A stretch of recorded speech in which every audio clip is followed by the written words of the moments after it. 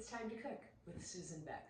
Well, June is the perfect time to make strawberry rhubarb jam. I picked a bucket of strawberries at the orchard yesterday, and I pulled some rhubarb just a few minutes ago out of my garden. I just have the biggest, longest stalks this year. I mean, these are like 1.5 inches across and I don't know, 18 inches long. I mean, this is just fantastic rhubarb. So I'm going to get my fruit chopped up and ready to go in just a minute. One thing I've already got going are my little 1 cup jars. These half pint jars are my favorite for making jam. I've got them going in my dishwasher. I want them nice and hot and very clean and sanitized when I get ready to can my jam using a hot water bath. For my strawberries, I just cut the stems off and wash them in some water to make sure that all the dirt, because sometimes they're lying in the ground and stuff, are taken care of. And then you can either just kind of give them a rough chop, or you can put them into your container and run a potato masher through method and just kind of squish them a little bit so that they're not all in giant pieces. And after I've got them smushed down good, I want to have about 2¼ cups of strawberries. As for the rhubarb, I have such wide stalks. I probably need to cut it down a little bit here, like to just run my knife through vertically so I get some long strips, and then I just want to dice that as finely as possible so that it cooks down better and I don't have, just huge chunks of rhubarb. As for amount, I need 4 cups of fruit. I'm going to do about 1 3/4 cups on the rhubarb and about 2 1/4 on the strawberry. I like to go a little heavier on the strawberry and a little less on the tart rhubarb, but I've seen a lot of recipes that it's equal 2 cups of each. All right, our fruit is prepared. Now our next thing is to get all of our other ingredients ready to go, because when making jam, you don't want to be busy measuring while things are boiling, and you just want to have everything set and prepped. So I've got 5 cups of sugar, and I need 1/4 cup of lemon juice, and I'm just using the lemon concentrate that I buy in a bottle at the store. The only other ingredient is a box of Sure-Jel, so I'm just going to get that out and have it open and ready to dump in as well. The dishwasher I can hear is still running behind me, so when my dishwasher has hit the finished stage and it's just drying in there, then I'm ready to start my jam so that my jars are hot when I'm ready to fill them. Besides having my ingredients ready to go, I like to have all of my other canning supplies ready as well. I'm going to need a nice heavy-duty pan to cook my jam in. I need a small saucepan with some water in it, into which I'm going to place 7 or 8 lids. I'm going to go ahead and put 8 in. The recipe says 7 pints, but if I have a little extra, it's kind of a pain to go back later and have to reheat the lid. But I want the little rubber part to get a little softened. It helps for sealing. We're going to need some rings then that will go on. We'll put the lid on here and tighten down a canning ring. I love this tongs because it is absolutely fantastic for gripping the jars when you're dealing with hot water. I will be doing a hot water bath. I'm still going to use my canner just because it's a good heavy-duty pot with a flat bottom, but any flat bottom pot will work. I have my water in there too. I'm ready to begin my jam, so I'm going to pour in my strawberries, pour in my rhubarb. Remember, I want that to be equal to 4 cups of fruit. Then goes in 1/4 cup of lemon juice, and I'm going to shake the pectin on top of that. Time to turn on the heat, and we'll put this at like a medium-high heat, but we want to work this to a boil. I will use a wooden spoon to stir it constantly. Also note that the 5 cups of sugar are not added yet. The strawberries break down and soften up quite quickly, but it's going to take a little longer to get that rhubarb nice and soft. We do not want crunchy rhubarb in our jam. Also note that this is jam though, so we will not be worried about having a few little chunks of strawberry and rhubarb. unlike jelly, which is smooth. If you want to keep things progressing and not have a lot of waiting around time, this would be a great time to start getting that water heating in your big kettle where you're going to have your hot water bath. Remember, all of our jars are going to go down underneath that water, and then they will boil for 10 minutes. That will seal the lids. And one of the great things about making jam is I don't have to actually use this as a pressure canning type of situation. A hot water bath is all that is needed. So that's going to start warming up so that it's getting close to a boil when I'm ready to put my jam into the jars. Well, I've been stirring constantly. I don't want this to burn.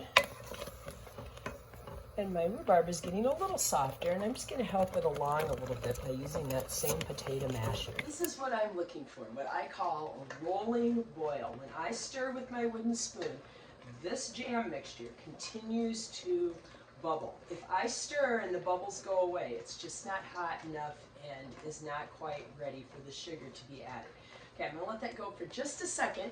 I'm going to take those canning lids that I had in that water, and I want to get that rubber part softened up a bit. So I'm going to put those on one of my small burners and turn that on, and I guess I put it just on high, and those are going to just simmer in that pan. I can turn it down maybe a little bit because it'll be a couple minutes before I'm quite ready. But that way my lids are ready, my hot water from my water bath are ready when I get the jam into the jars.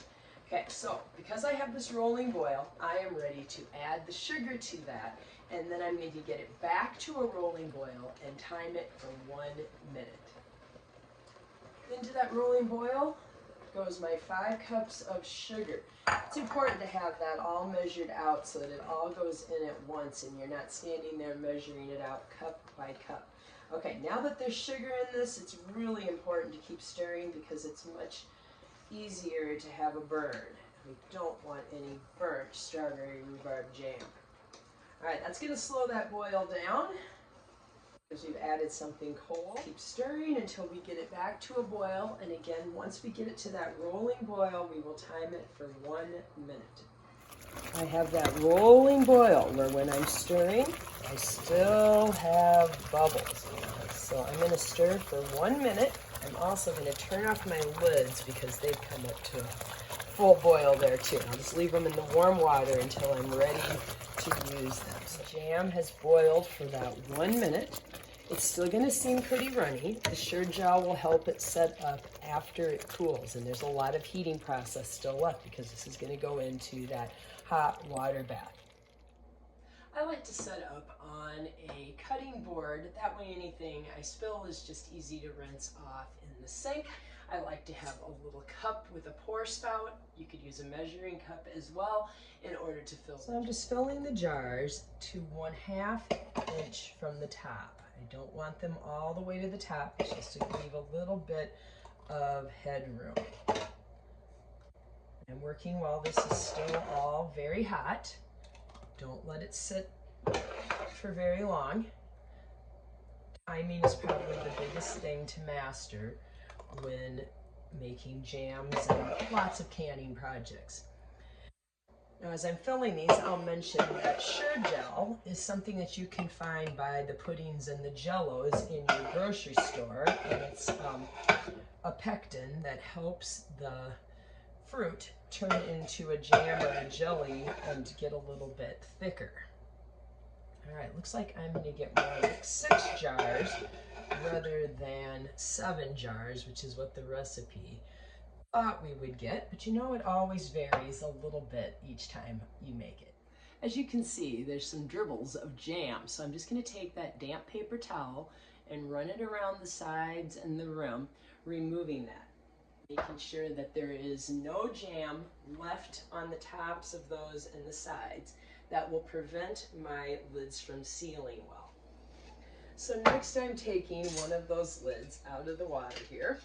They're nice and hot, so be careful not to burn yourself. And I'm going to put them on the top of each jar and fasten them down with a ring.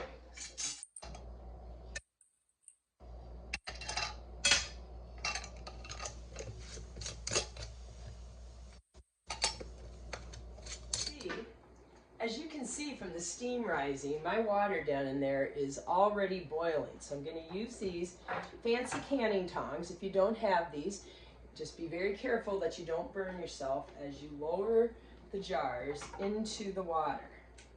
Again, I need my water to rise over the tops of these jars. So if it does not quite cover them, we will add a little more water to our hot water bath.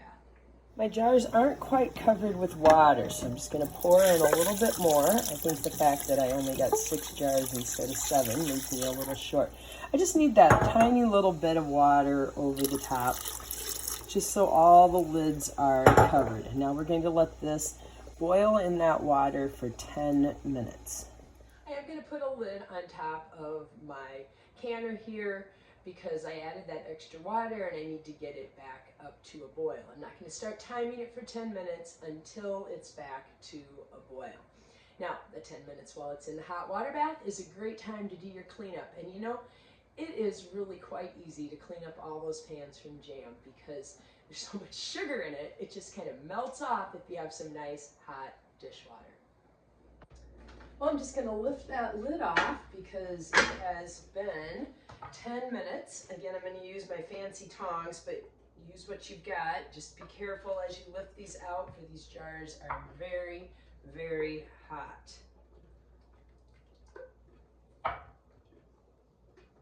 So I'm going to let these sit for a bit and let them cool off before I put them away. Before I put them on my shelf where I store my canning goods, I want to make sure that the tops have sealed. There's a little bubble on the top, and that needs to pop and not be like squishy anymore. That way I know I have a good seal and that these will be preserved for up to a year. Well, there's only one thing left to do, and that's to give this strawberry rhubarb jam a taste. So I made some toast here.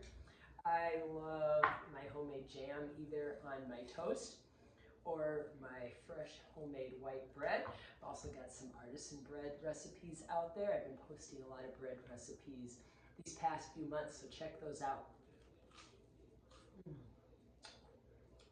You know, jam, it's just so sweet. You start with some good fresh sweet strawberries, but you know what I love about strawberry rhubarb jam over just the strawberry is that little bit of tartness that you get from the rhubarb.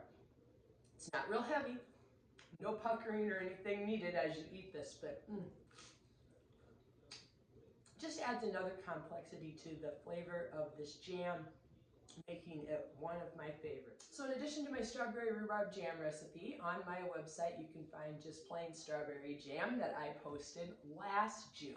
And be sure to subscribe, for it's been a very exciting week for me because I have hit 1,000 subscribers on my Time to Cook with Susan Beck YouTube channel. Yay! All right, enjoy.